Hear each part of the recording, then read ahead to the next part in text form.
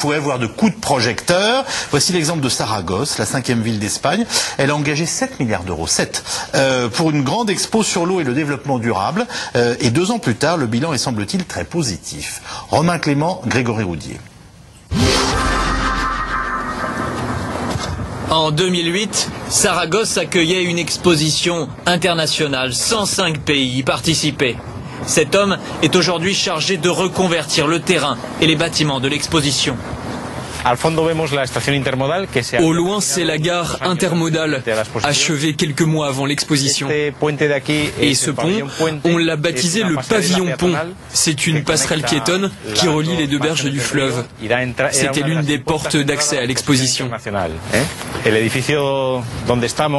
Là où nous sommes, c'est la Tour de l'eau. C'est un emblème architectural de cette exposition. Elle va devenir le siège d'un musée consacré à la science et géré par la Caisse des dépôts locale. Saragosse cherche à ne pas perdre les bénéfices des 7 milliards investis pour l'aménagement de ce méandre du fleuve et l'agencement des 125 hectares de ce parc thématique consacré à l'eau. Espace auquel aujourd'hui il faut trouver une seconde vie, attirer ici un institut national du changement climatique, là des entreprises privées. Nous transformons les pavillons de cette exposition en centre d'affaires. Ce nouveau centre s'étendra sur 168 000 m², 50 000 m² pour la nouvelle cité de la justice, 24 000 m² pour des centres commerciaux et des aires de service, et le reste 90 000 m² pour les entreprises. En 3 mois d'exposition, Saragosse a attiré 6 millions de touristes, avec des retombées économiques directes. 6 000 emplois créés entre 2005 et 2008 et 8 000 le temps de l'événement. Une aubaine pour la municipalité, alors que la crise frappait de plein fouet tout le pays. Nous disposons d'infrastructures que nous n'avions pas avant. Et dans ce sens, nous sommes plus compétitifs, plus concurrentiels pour faire face à cette crise. D'ailleurs, le taux de chômage est le plus faible d'Espagne.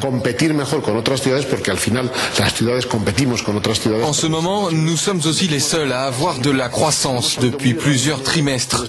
Croissance faible, mais supérieure au reste du pays grâce à nos infrastructures.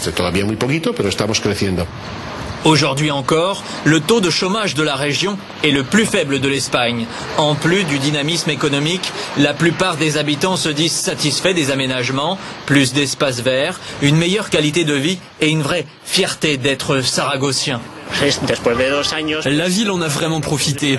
Elle rayonne aujourd'hui et de très nombreux touristes sont attirés par les édifices.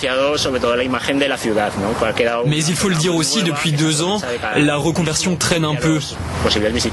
Et des emblèmes comme la Tour de l'eau tardent à trouver une nouvelle utilité. Il faut donc nuancer, même si ça a été très positif dans l'ensemble. L'eau et le développement durable étaient les 2 thèmes choisis. Mais d'après cet écolo, l'expo a donné aux élus la folie des grandeurs. Au prétexte de se réapproprier le fleuve, il dénature le site, menace l'écosystème à coups de grands travaux entamés en 2007. Vous voyez les pelleteuses? Elles sont en train de transformer la rivière, de créer un canal pour la navigation. C'est un fleuve torrentiel, méditerranéen, avec au fond des graviers qui ne permettent pas aux gros bateaux de naviguer. Mais la municipalité est entêtée, refuse de revenir en arrière. Ils ont dépensé 30 millions d'euros pour ces travaux, tout sauf compatibles avec le développement durable. Pour maintenir son rang de 5e ville d'Espagne et assurer son rayonnement face à ses concurrents Valence, Barcelone ou Séville, Saragosse veut rester visible. Elle espère notamment être élue capitale européenne de la culture dès 2016. Finalement, Pascal Blanchard, elles servent à quoi ces grandes expositions, qu'elles soient universelles, internationales? Voilà. Alors là, il y a 2 exemples majeurs.